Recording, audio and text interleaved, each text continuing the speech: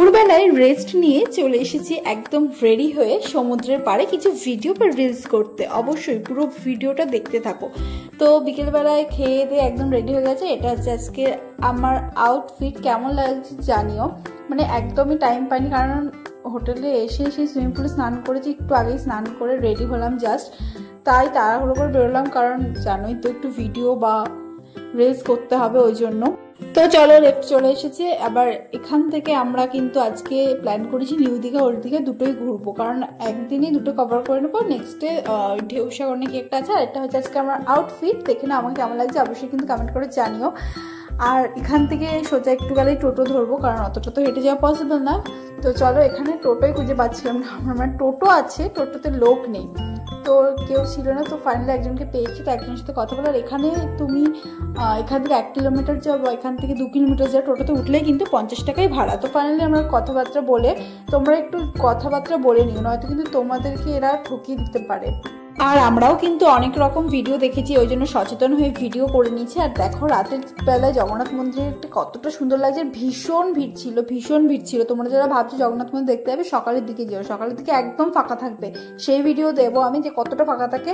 আর যেহেতু জগন্নাথ, আমরা সোজরাতে কিছুদিন পরে গেছিলাম, তো জগন্নাথ ছিল না, জগন্নাথ মন্দির ছিল, গেছিল মাসির বাড়িতে। ওই দিকটা কি সুন্দর লাইটিং দিয়ে সাজিয়ে রেখেছিল, পুরোটা রাস্তা লাইটিং দিয়ে সাজানো ছিল। আর দারুণ লাগছিল দেখতে, ভীষণই ভিড় ছিল।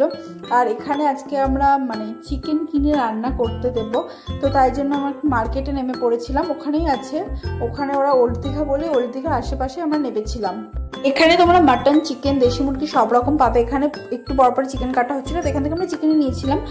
যেহেতু আমরা দেশি মুরগি বুঝতে পারবো না কোনটা, ওই জন্য তো আমরা দুজনা খাওয়ার মতো নিয়েছিলাম, 500 মতো নিয়েছিলাম। আর এখানে আশেপাশে প্রচুর দোকান ছিল, বাট আমরা একটু আগে গেছিলাম বলে সব দোকান খোলা ছিল না, কিছু কিছু দোকান খোলা ছিল। তো ওখানে একটা দাদার কাছে আমরা দিয়েছিলাম রান্না করতে। এবার জানি না দাদাটা কেমন রান্না করেছে, সেটা তো অবশ্যই শেয়ার করব, কিন্তু বুঝতে পারছিলাম যে কতটুকু নেব, কতটুকু নেওয়া প্রয়োজন। আর এখানে ছিল ভীষণই বাজে একটা স্মেল।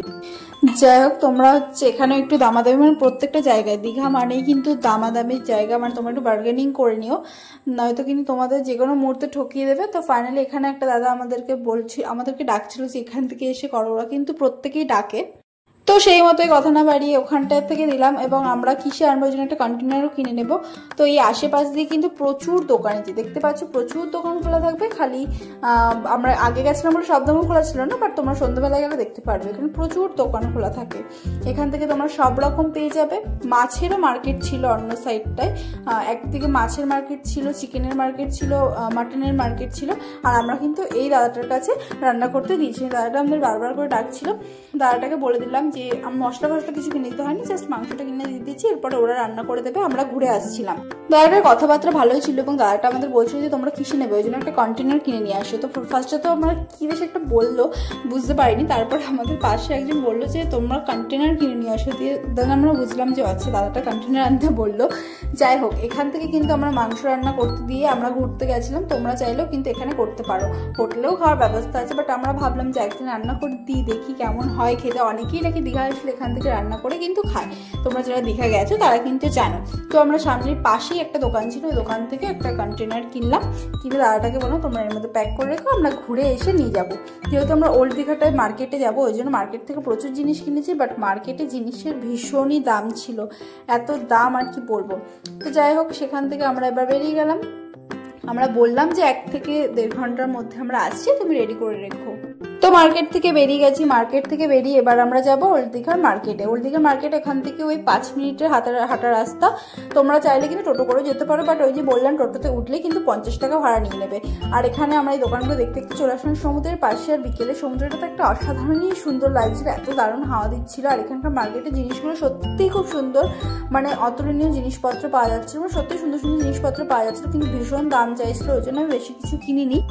একটা জিনিসের প্রায় 100-150 টাকা নিচে তো চাইছিল না। এরকম সিম্পল কিছু পেন, এই যে পেনগুলো আমি নিয়েছিলাম দুটো আমার ভাইয়ের জন্য, এগুলোই তোমার 40 রুপি করে নিচ্ছিল। তো যাই হোক, এখান থেকে আমরা দুটো পেন নিয়ে নিয়েছিলাম। আর আমি দুটো ব্যাগ নিয়েছি, সেম ব্যাগ, এক এক দোকানে এক এক রকম প্রাইস বলছিল।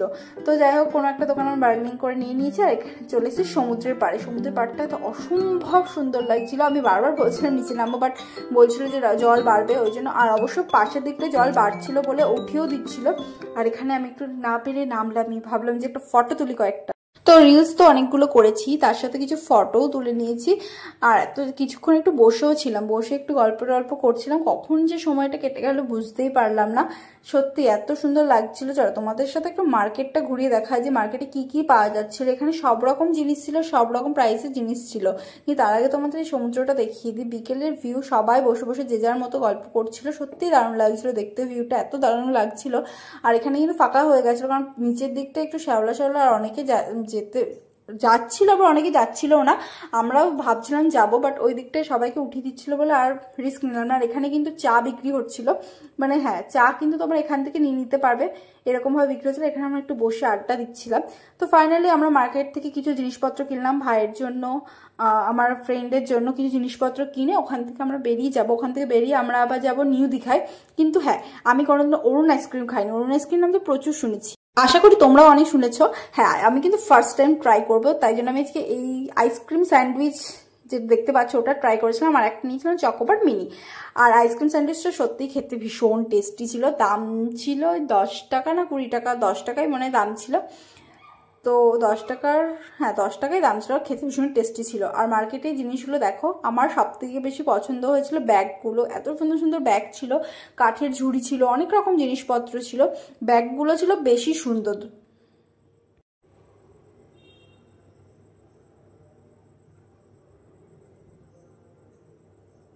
ভালোই বড় মার্কেটটা ছিল, অনেকটাই বড় ছিল। আর আয়নাগুলো দেখো কত সুন্দর লাগছে দেখতে। আমার কাছে এরকম একটা আয়না আছে, আমাকে এনে দিয়েছে অনু, ওই জন্য আমি আর কিনলাম না, নয়তো আয়নাগুলো আমি সত্যি একটা কিনেছি। এত সুন্দর লাগলো সামনাসামনি দেখতে, ভিডিওর জন্য তো পারফেক্ট। আর প্রচুর তোমরা, অনেকটাই বড় মার্কেট ছিল, বাচ্চাদের খেলনা বেশি ছিল, বড়দেরও ছিল, সব রকম মিলিয়ে মিশিয়ে ছিল।